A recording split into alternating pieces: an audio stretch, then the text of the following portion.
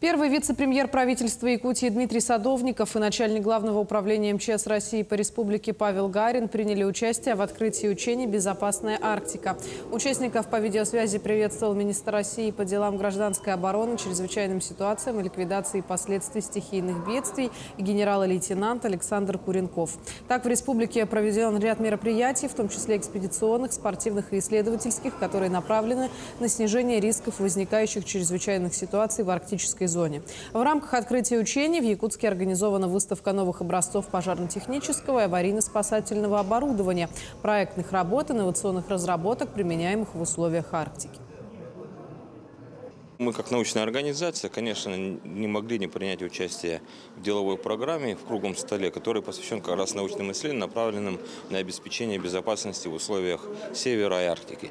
Тем более мы с 2021 года курируем разработку. Она началась ее реализация в 2021 году с соглашением между правительством республики и Московским государственным техническим университетом имени Баумана. И мы осуществляем с тех пор ее научно-методическое обеспечение и организацию испытаний.